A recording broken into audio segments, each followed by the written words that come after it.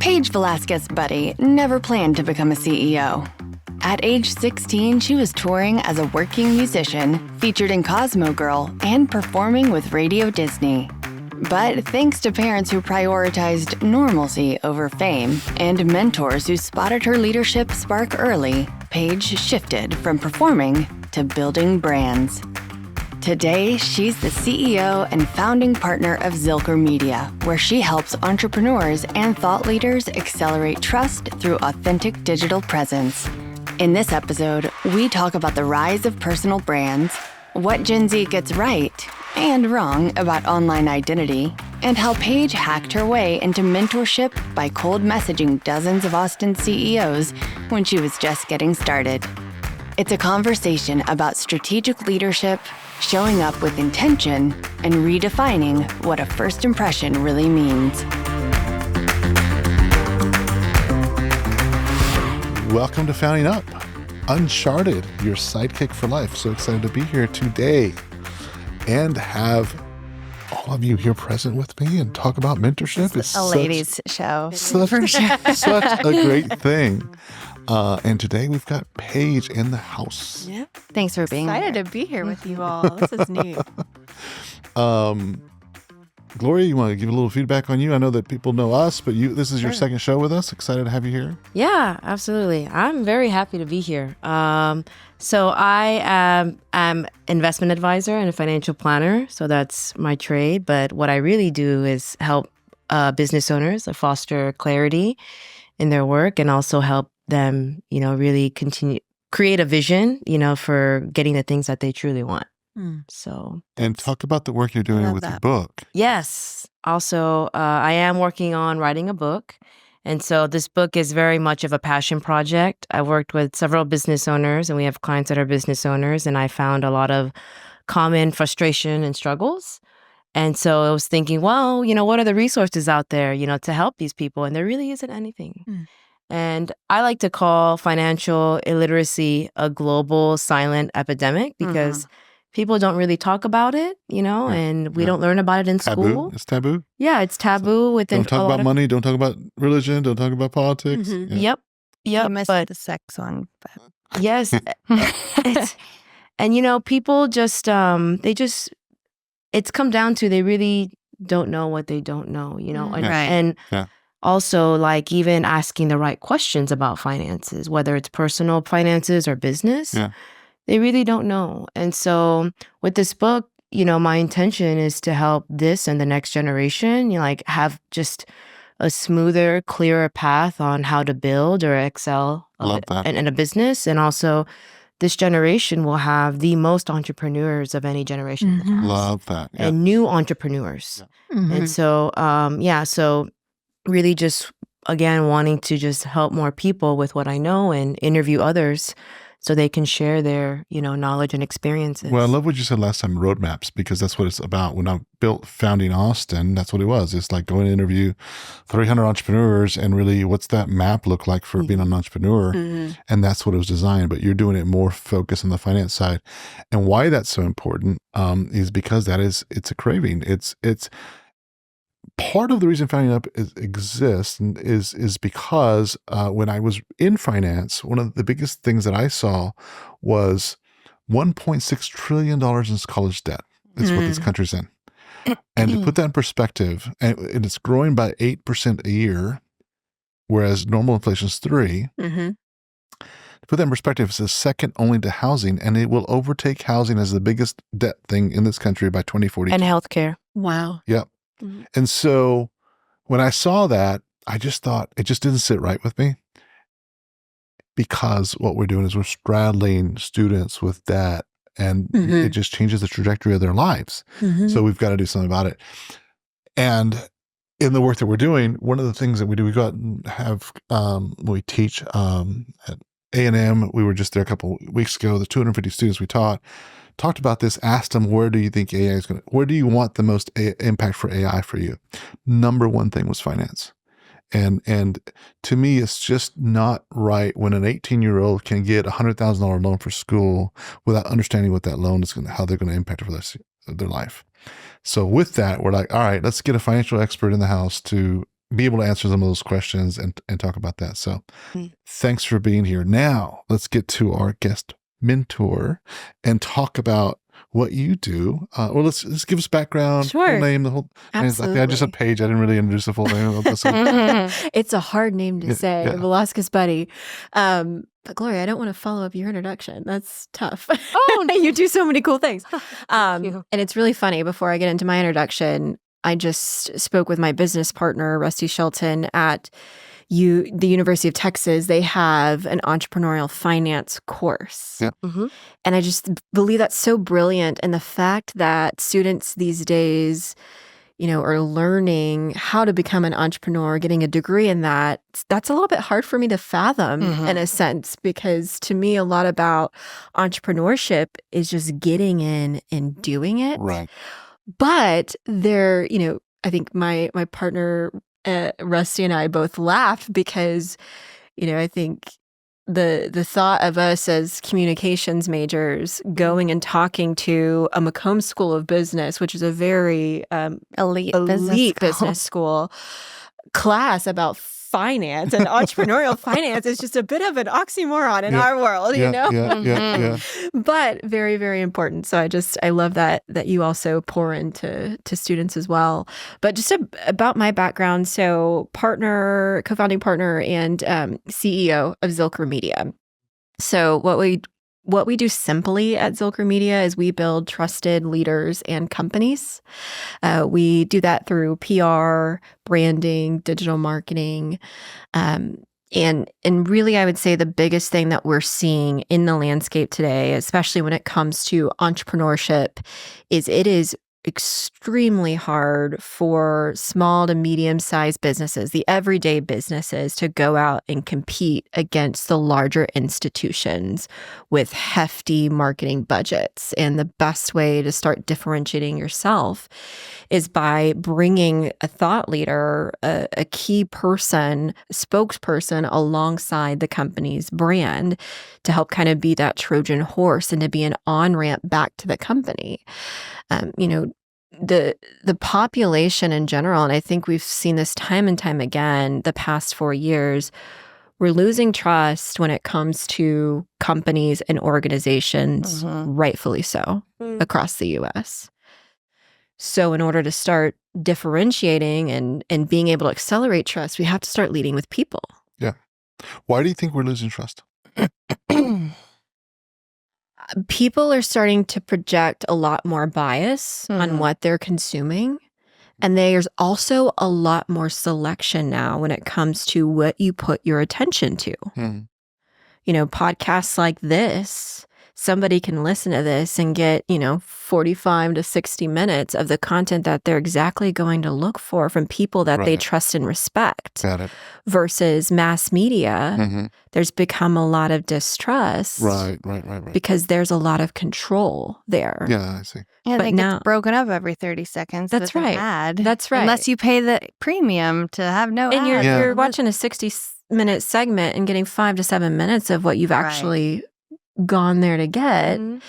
And, it's controlled by institutions. That makes a lot of sense. And I just kind of relate it back to finance because I've spent a lot of my career in finance. And we used to have a saying is whenever you'd pick up a money magazine or like that, it's like, if you want to know what articles they're going to be writing about, what funds they're going to be writing about, look at the ads first. Because that's what's going to steer the commentary. And the same thing, I mean, there's an ongoing joke about Jim Cramer on CNBC. Is like, if you ever want to make money, listen to him. And there's actually an inverse Cramer fund. Like everything he recommends is a fund that buys the opposite. Yes. And that's what makes money. Yes. But the reason behind it is because people go on there a lot of times to talk up things they're about to sell. And so they want the public to buy it so they can, win on that. So now that, you pointed it in that direction, now I understand what you mean by distrust. It is because of what people are hearing. That's exactly right. And the other thing to think about too is, when we're talking about accelerating trust, it all happens with people, and thinking about how can organizations go up and actually compete against these bigger marketing budgets. There's just no way you're going to outspend a corporate logo Right. when you're a small to medium-sized business. But you can do it with knowledge. But you can do it with knowledge. You can become your own media outlet. Right. And you don't need to be, there's no longer that gatekeeper there where you only can get to your audience through the traditional media or advertising. Yeah. If you do it in a strategic way, which, doesn't mean you have to have a big PR budget. It doesn't mean you have to have a full marketing team. All it means is you have to think about, what am I already doing behind the scenes as a leader that I could do more visibly to make more of an impact and have more scalability? And you have to be authentically yourself. Yes, because it doesn't work unless you are authentic. And I'm excited for this conversation focused on Gen Z, because I'm very passionate about the way we think about our online presence and the way that we think about ourselves as brands. We no longer have the luxury of just meeting somebody in person and that being the first impression that we get. First impressions are happening through AI-generated search. They're happening through Google. All of that happens before you ever get an email, meet someone in person. And so the footprint that you build online is so incredibly important. And I grew up in that generation where I think I was maybe in later years of high school, college, before my online impression was generated. But I can't imagine thinking back and going, oh my goodness, if my life was entirely online and I didn't have any knowledge or education of what that meant for me and my future, that has to be really tough. No, it makes, as you were talking about that, it makes made me think of a couple of things. One, often, I know at Nest, whenever we talk about some of the clients that would come through, sometimes you have clients that just show up and they're ready to do business because they've done hours of search online already. And because there's so much content there, they're like, they are already sold before they show up and meet. So this digital presence is a thing. So on one side, it's that.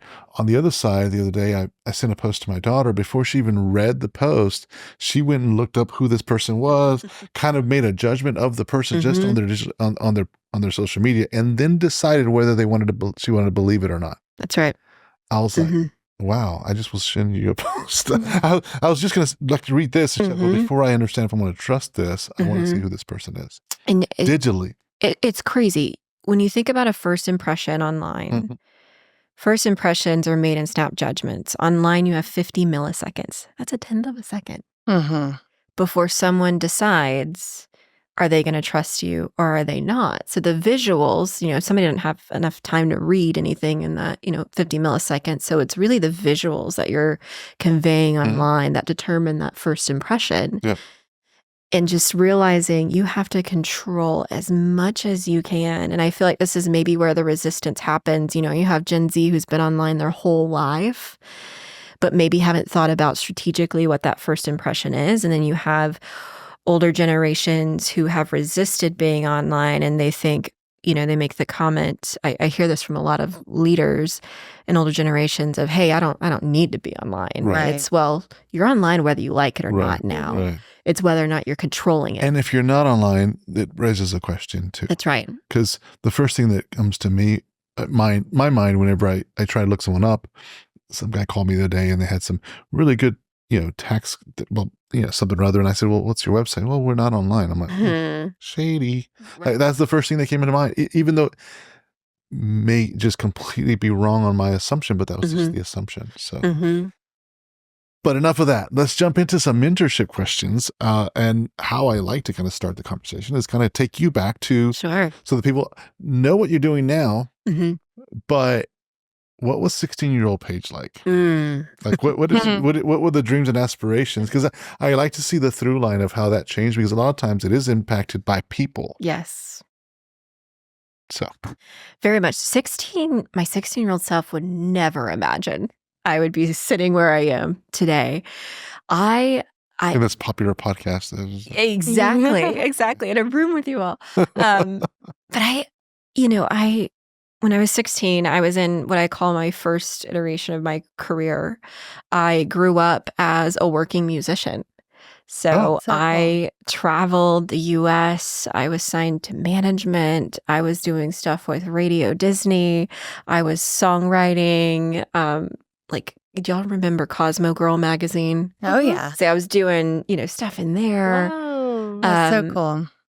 And I always thought I was going to be a musician. I loved the way that, music moved people and the power that you could have through that. But growing up, my parents were extremely adamant that through all of that, I still had a normal life. So it was almost Hannah Montana on a very low scale. I was not a celebrity at all. But I was, going out and doing gigs on the weekends and nights, and then I would go to school during the day.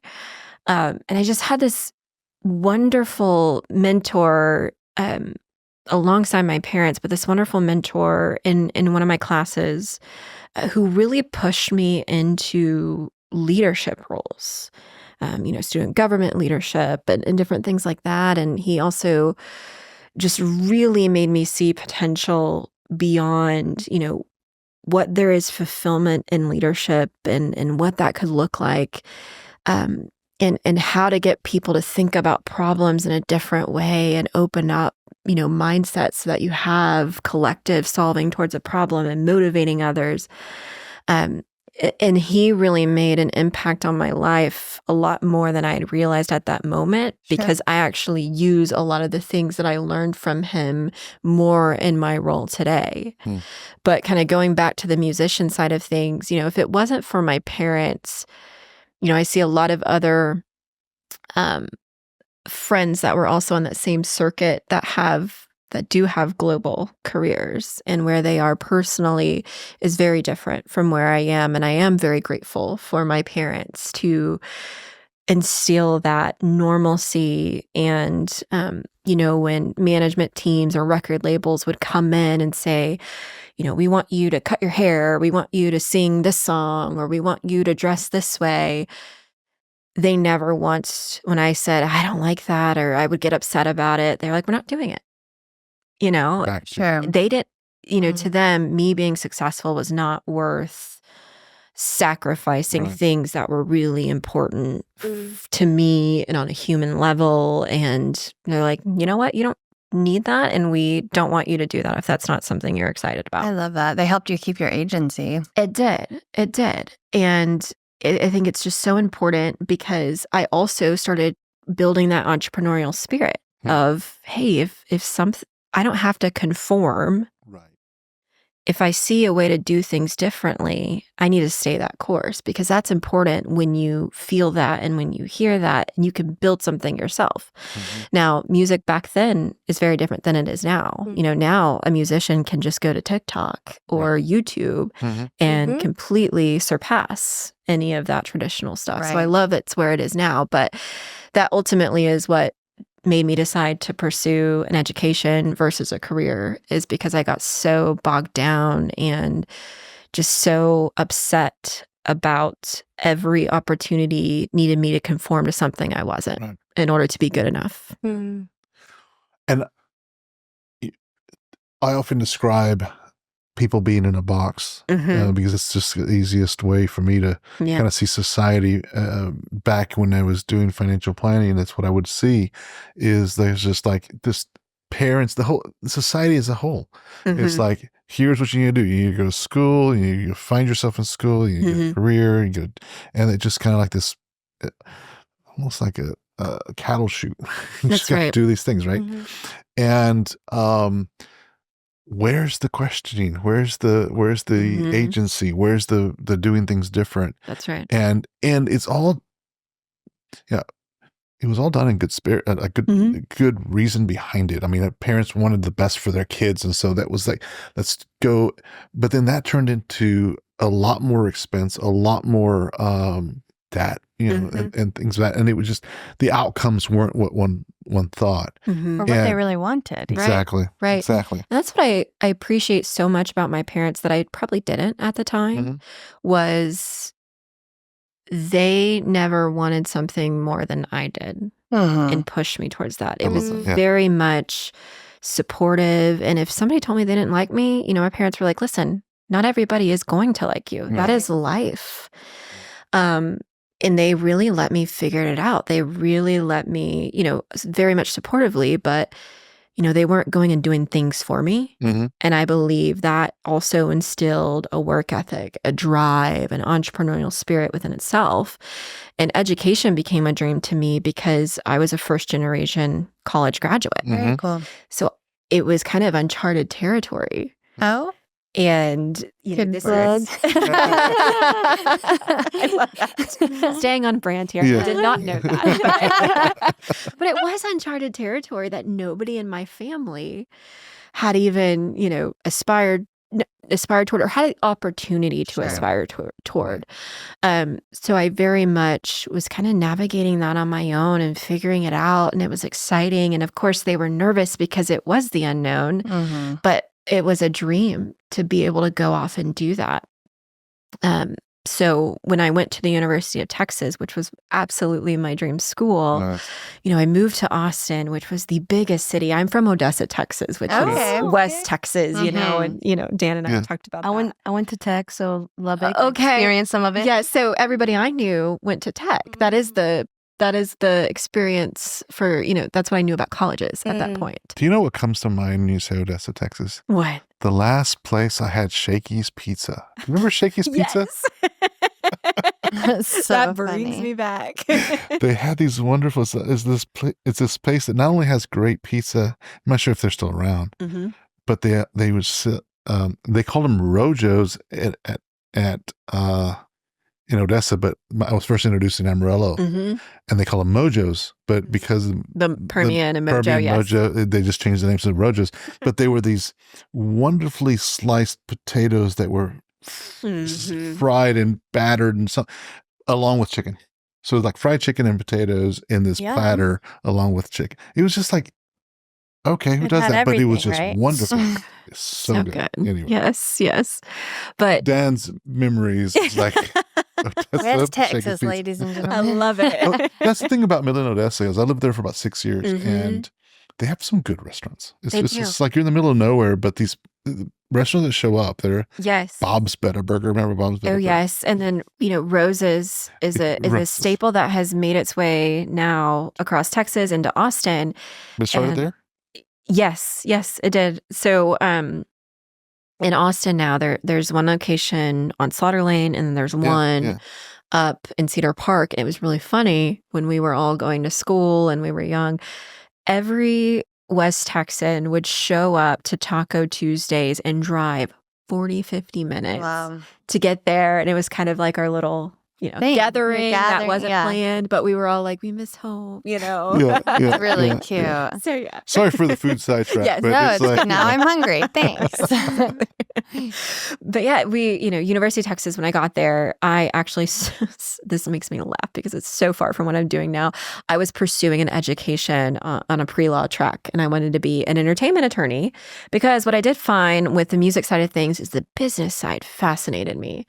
Now, me clawing my eyes out over contracts, wasn't for me. I'm ultimately a creative at heart. It wasn't for me either, so I understand. Yes. So it's like the highlight of the imagination of what that looks like versus the reality. Yes. It's like talking true. to stars and musicians, this that, but then it's like what I'm doing. Oh my God.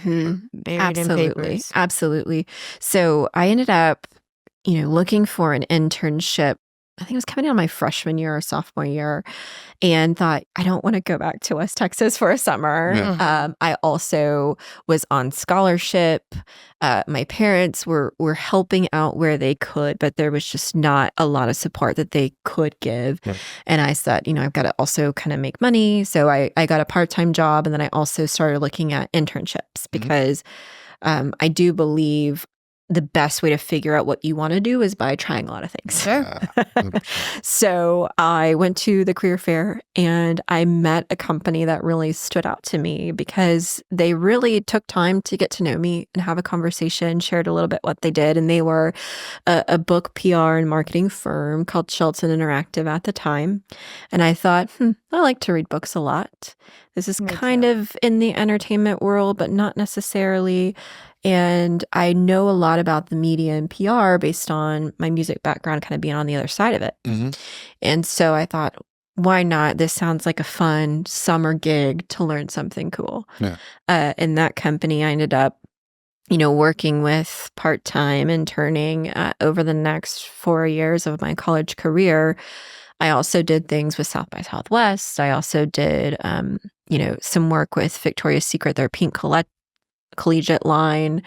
They were launching at the University of Texas at the time. So I tried a lot of things, but the PR side with the book marketing. So we focused on business books. We focused on, finance. We did a lot of healthcare as well. And, that I just fell in love with. But I would say even more than the work, I fell in love with the team and the culture and the atmosphere that we had there. And so I met some of my most I would say impactful mentors during my time there. One of them, my first boss, her name is Shelby Sledge.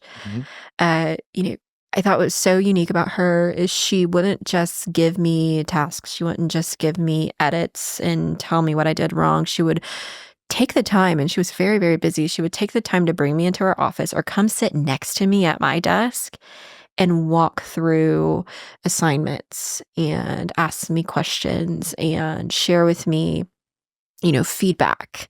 And I just thought that was so unique. And that really shapes the way I try to do that with our team. Because I really learned, out of all my experiences when I was doing, all the internships, all the part-time jobs, that was the one that stood out because of, the time that she took. And I bet it was also like, if she had a correction, you didn't walk away feeling disdainful. No. You walked away being enlightened, like, okay, now I understand why she wanted me to add that intro or whatever the case was. That's right. Exactly. That's great. Exactly. And then, I started to see they gave me more responsibility. And this was also, I think my time there, I ended up graduating with a full-time offer before I left or before I graduated and, stayed with them until we exited the company. That was my first leadership and management role at the age of, 22, 23, which was really exciting. But that's also where, I met my now business partner, Rusty Forgive Shelton. me that I said husband. That's okay. You probably get that all the time. The funny thing is his wife's name is Paige. That is so funny. I said it before the podcast that we had met before with your husband, but I meant to say partner. Okay, that was my bad. But we always laugh about It's been like that 2 years. because there's 2 pages, so it gets confusing. Well, and when you said that, I was like, I don't think I've ever met her husband, but okay. I know. I'm glad. Well, I thought maybe my husband was there because sometimes he tags along too. And I'm like, I'm getting old memories, just not what they used to be, but she's. Jen was like, was I there? I just made up this whole scenario about me meeting Paige and Rusty. But, he was the CEO, founder of Shelton Interactive. And, he is where I learned a lot about what being a good leader meant.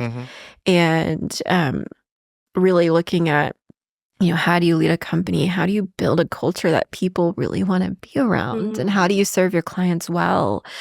And he took the time to mentor. A lot of us from that team sat in his office, and got to learn from him and learn alongside him. And he is one throughout, the 12 to 15 years I've known and worked with him that has always pushed me beyond what I was ready for. Wow. And I very much had appreciated that. So from there, we exited the company in 2016, had a wonderful strategic buyer that we still do a lot of work with. I went off and said, hey, I want to try something different, and see. I ended up going into politics for a year and a half, which is just like insane, Try it. Yeah. I had some friends that were doing politics, and I thought, I probably have a different lens on strategy that they haven't thought about from my background in, book marketing and what I've seen work with, accelerating people. So I went into politics, did that for a year and a half, and my goodness, grew a really thick skin. I found a wonderful mentor there who was a very powerful woman in politics. And she was very much, a lot of times behind the scenes, but very influential. And I learned, how did she handle herself in those situations? What was her strategic view on things? How did she command a room?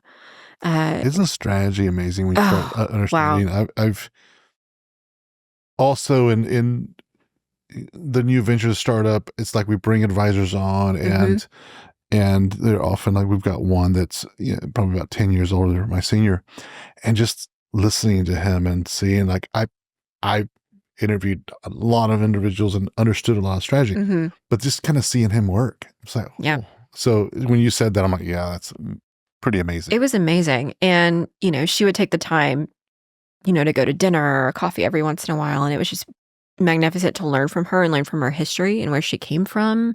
And she's someone who has really been the head strategist on both sides of the aisle. So that was really something I found fascinating about her as well.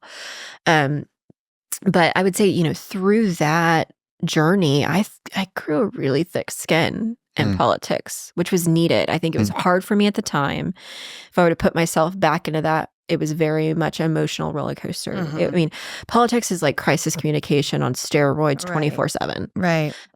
Especially a campaign. And so being able to think back on that and go, wow, I grew a really thick skin. I learned how to take a lot. I learned how to conduct myself. I learned how to influence a little bit, but ultimately, I think being in politics, for me, I had no aspiration to climb the political ladder, and thought the people that do, mad respect for them, but wasn't my thing. So I kind of started, working on, some projects on the side. I had some clients, some like past people that I'd worked with reached out, and I had reached out to Rusty and I said, hey, I'm getting some of these messages, what do you think about this? What should I do? And, he'd come to me and said, hey, I want to start another agency. I want to do this again. But I want to do it a little bit differently. And we sat down and had a conversation, and, he had been working with some key team members that had gone with him through the acquisition, and, they were cooking up some stuff. And so that was really exciting, just to look at, how do we build a new company and agency off of the foundation of what we did really well? And then how do we remove the things that we felt like we could do better or we didn't need to do in this agency? And I would say the bookmarking side of the agency, the challenge there was it's all transactional based, project based. And that's just a whole different business model. And so we wanted to look at, from an operations perspective, how do we work with clients year over year and have the fulfillment of growing with brands and companies deep and wide? Because I think that was the saddest thing about when we end a book launch campaign is we want to continue on. We want to see how this continues to grow. And so that was really what spurred the idea and the foundation for Zilker Media. And we kind of got rid of the services that, we felt like we were never really the best at. And we honed in on what value did we bring and how do we bring this into the business world, because the media landscape was just changing significantly at the time. But when we were starting the company, and I was growing into my role, one thing that I did that I think back on and cringe a little bit, but I didn't know better, and I'm glad I didn't. But I would just reach out an email or Instagram message or LinkedIn message, or I tracked people down like crazy. But any CEO in town or that I'd come across ever in work where I could get on a Zoom, do a coffee, do a lunch, do a dinner, and I would beg them for their time and just say, hey, I'm starting a new business. I'm the CEO. I don't know what that means. I don't think you did anything wrong. Do y'all? I mean, we talk about that all the time. I don't think it's wrong at all. Yeah. I think you should do this. Right. But it's a little cringy for the people who I was reaching out to were really important people that had a lot better things to do with their time. But what I was impressed with is, I look back, I don't think one single person told me no. Right. Each person gave me a moment of their time to sit down and share with me. I asked him, what was the best thing you've done for your company? What was the worst thing you've done for your company? What was the biggest challenges? What things did you not anticipate facing? Questions like that. And they were so willing just to come to me and share all of that. And, I was able to take as much collective knowledge as possible to try to get a jump start for our team. Yeah. And I just felt like that was so impactful just from a mentorship perspective. Is like, I think the hardest thing is the ask. Yeah. And I think you'd be really surprised how many people want to mentor others because they've been mentored. Well, and backing to what Natalie just said, I don't think it was cringe at all. I think that's, especially in Austin, maybe in other places, but especially in Austin, it's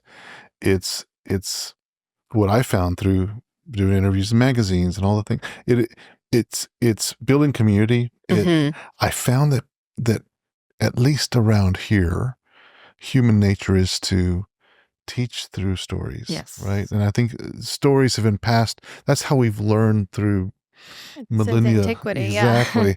Is this storytelling, and we have this innate want or desire. I know I do as a parent, or anybody that approaches me. It's like, I want to give you the cheat codes. I don't want you to have to go and bang your head against the wall like I did. I want you to it's like lift you up as quick as possible. That's right. And I think that there's this, again, maybe media, maybe misconception, maybe TV, or maybe it actually exists another, like you grew up with movies like, Wall Street, and it's like, greed is good. And it's just like, everybody's like stepping on each other to get, and at least my experience of the world is not that way. I'm sure that it is in other places, or I'm sure there is some of that, but my experience has been like yours, which is people genuinely want to help others. Yes. And because it's not a zero-sum game, it's like everybody, the rising tide lifts all boats is a thing.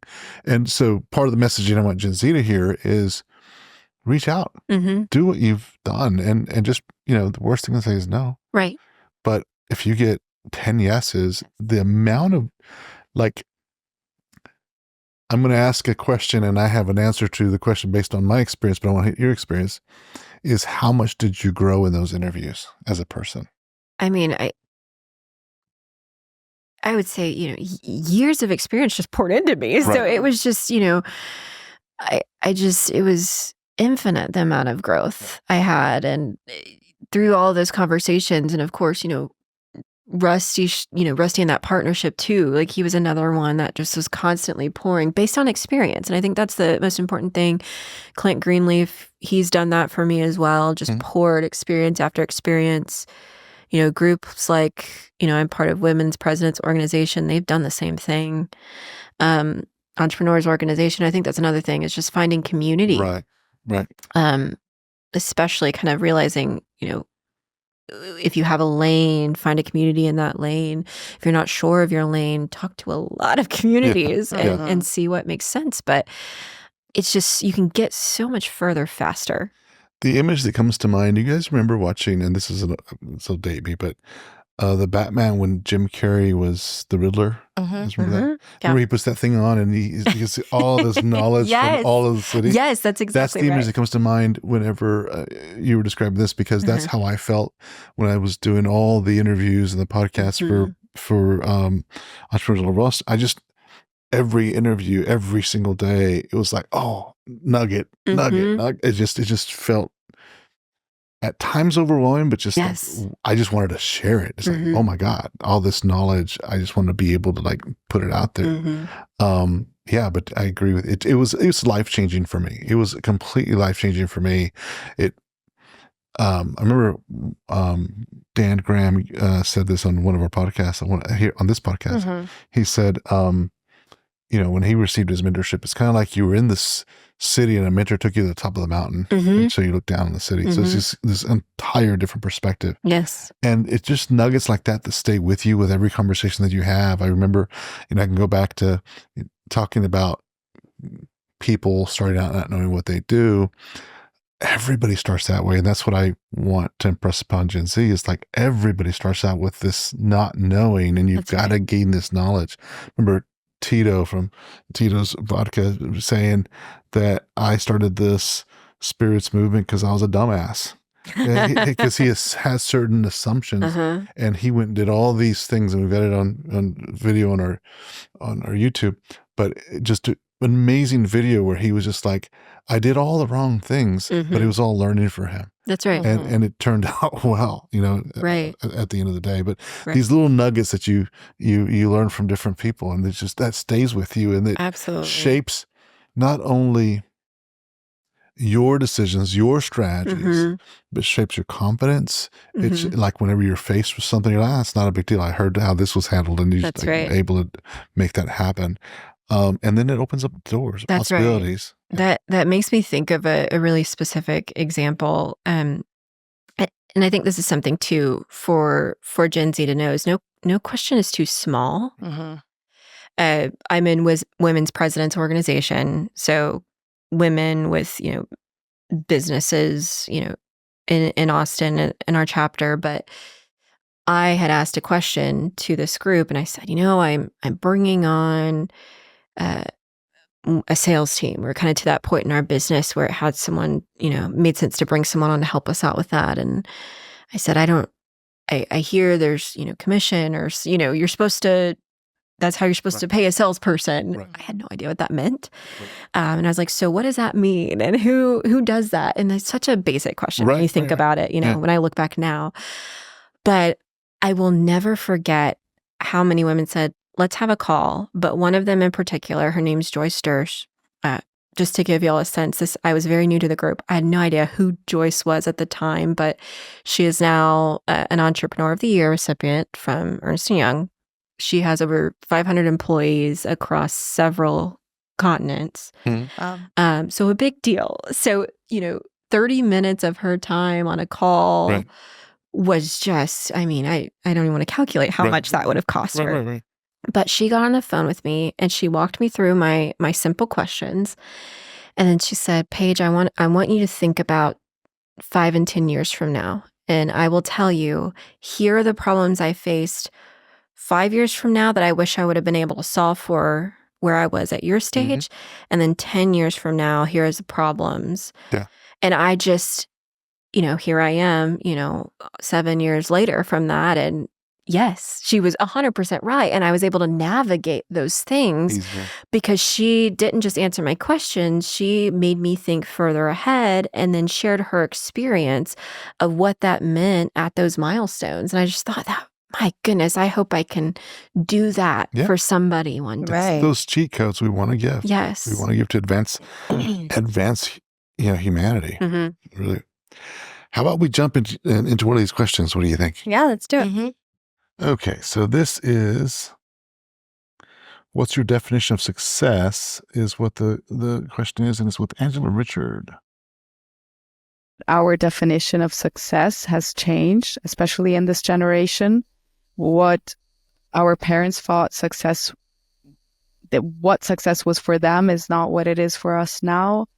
There's a lot of people that don't want to have kids or are not thinking of having kids, for example. And for our other generations, that was one of the pillars of your story. Like, you have kids and that's one of your first achievements.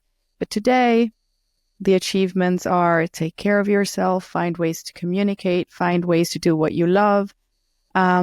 So I'm wondering, what is your definition of success? All right. You want to take a stab at it, Gloria? Thoughts? I think definition of success is to really be proud of what you're doing and what you're doing for others. I think that is success. Aside from maybe a certain amount of money you want to make or, what you want to provide for your family. But I think really having that feeling of just being proud of what you're doing and what you've created. You know? That's success. Yeah. Anybody else want I would say it's really all about, are you fulfilling the impact that you're hoping to make at the end of every day? And, you know, I believe it's not, you know, what's on our highlight reel out there necessarily about what we're posting about, but, you know, as I've gotten older, it's become a lot more about, you know, did I impact, you know, this person today like I wanted to, or like the simple things. And so I think even beyond just, am I fulfilled? Have I helped fulfill others? Yeah. This is similar to y'all's answers, but yeah, are you living your purpose? And what is your purpose? What's your why? And is your day-to-day aligned with what your why is, why you wake up every morning? Yeah, finding that why is something is I think you've got to go down that journey. For someone that's young, listening to the podcast, I would say, you know, it takes time to figure that out. And there's, I think, to answer this, I think that just understanding that success is going to mean different things to you at different stages in life. So you know, success at 21 might be finding that first job that, you know, or new business that you like, business idea. Something that we mentioned in our last show, though, sometimes you do a business for a money idea, and then you get in it and you get it done, and maybe it does create money, but then you end up with like, well, that wasn't fulfilling. So then you're on to the next thing of what success is. But it was successful. It did the thing, but then you're also growing along in life.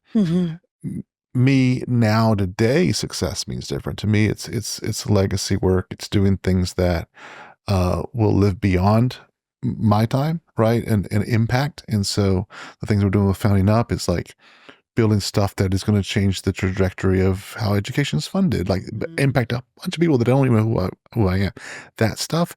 But also success to me is having a really great conversation with my 21-year-old daughter. It's like, you know, just like what's bugging you right now. And it's just like that one-on-one time. I was just having lunch with our last guest, and he was the same way. It's like, just right now it's his time. He's about to have his kid's about to go to college. And so it's like going to the game tomorrow. That's just their time. Is you cherish that time, which you wouldn't have before. And I think about it more now. Think about myself, you know, 10 years ago, I didn't have that same presence of mind. So it just shifts for you, for sure. I just had a baby, and it's so different now. I mean, my success is getting home and feeding my baby. You know, it's just the simple things that I never thought that would be it. So I love that you said it's different at each stage of life. That's so true. It changes. And you keep growing, and it keeps shifting. So. Absolutely. All right, let's do one more. Success is an iteration. This one is, work-life balance. So at the moment, what do you struggle with the most? Managing my time, prioritizing my time. I think I work a little too much, and I would love to be able to step back a bit and refocus and recenter between being a full-time PhD student, running my own business, working part-time for another business, volunteering for another, trying to exercise, trying to give the most to my home, to my partner, to my other goals, creative outlets. It's a lot. I'd like to get better at prioritizing my time and managing what little time I do have in ways that feel good and nurture me and rejuvenate me instead of tire me out and just make me keep going and trying to get to the next thing. Thoughts? I'm still struggling. Yeah, why is she talking about my life? And you will always have this problem. I'm just kidding. It's true. It's like the mystery of life right here. It's so true. Was that the comments? No, I mean, I think it comes down to, like, whenever I feel like I'm struggling with time management, I bring it back to my values and say, what are my values? Well, health is a value, family, my work. I love my work, and seeing all the things that I'm doing, do they fall in those buckets or not? And a lot of times I'm finding things where they don't, you know, and that's when I make a shift. But that's something that I've done is to come back to my values and see what's really important to me, not just important to other people and making sure they're okay, but you know, what's really important to me in my life. And it's not coming from a place of being selfish. It's that if I'm able to understand my values and prioritize my time, you know, manage it well, then I can help more people, essentially. So I think coming back to values. And for people, you know, for Gen Z, they might not even know, like, what are my values? You know, so it's a good time to reflect, and it will change as you, you know, become older. It will change, but that's always been a good point to refresh or reset, you know, my time management. I like that. One way I do it, because I am really good at spinning out and like, I have this to do and that to do and the other to do. And so I keep people around me that can remind me what I have to be grateful for. So then, in fact, my fiance will always be like, well, what are you grateful for right now? And I'm like, well, I'm grateful that I am breathing. I'm grateful that I have health. And exactly, it's just acknowledging the things that we do have versus getting caught up in the stress of all that we have to do. Yeah. One of my good friends, his name is Andis Shepherd. He is an entrepreneur here in town, has several businesses. He has always instilled in me that it is a mindset of I get to do that versus I have to do that. Absolutely. Like the same thing, like college, I got to go to college. My family did not have that opportunity. They didn't even have that lens that was even an option. Right. You know, but I will say I don't believe in work-life balance. If I'm being completely honest, I do think it's an integration. And I agree with you that it changes throughout your life. And there are some seasons of time where you have to just get through just the nitty gritty to get on the other side. But always looking at, you know, what is highest and best use of your time? Is there anything that you can elevate or delegate? Or another, you know, one of my mentors, Joyce, said, does that need to really be solved right now? Do you really need your attention on that now? Or can you go back to that 4 to 6 months from now?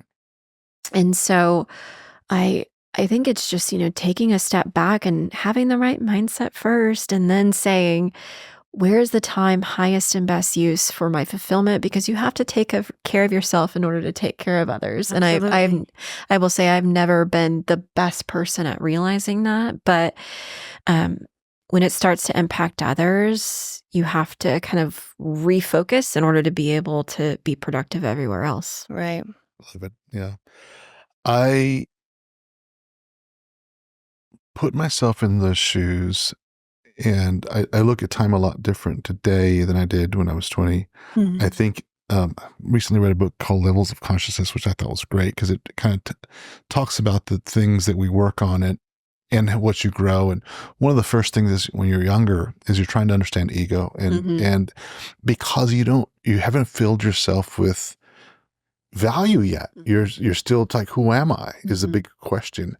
And in that who am I question, that ego question, there's like, I want to do this and I want to do this and I want to do this. And you say yes to everything.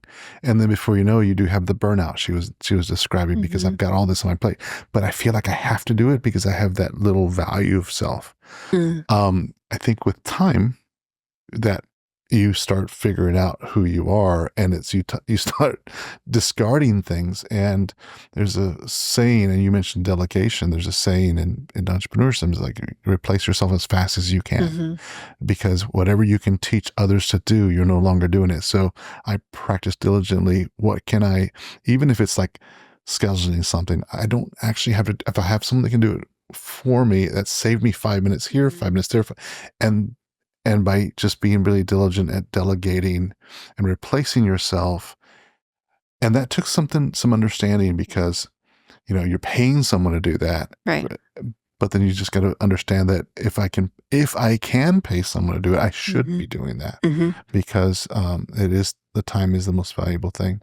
So I think today I And back to what you're saying, there are times when I do work a 10-hour day. It's rare. And that's typically because I decided I wanted to do that to get to the next level of something I wanted to do. Absolutely. But it's more about controlling the schedule. And I'm very, when I look at my calendar for the week, giving myself time between appointments. It's like, okay, I need some drive time here. I need this. And this just kind of seeing what my week's going to look like. And then if I don't like it, I change it. Yep. It's like, I don't want 3 of these appointments on that day. Let's move that one to next week. And just being much more artsy about your calendar, right? Just kind of creating your day. And when you do that, then you get to have conversations like this and just really be relaxed and knowing that you're really just present right here. There's nothing else I need to be doing. If we run 10 minutes over time, we do. That's cool. Because we're having such an engaging conversation. Being present is the most important thing. One thing that my life coach told me a few years ago that I really, really loved, and think nuggets that you carry, and she's like, we are in this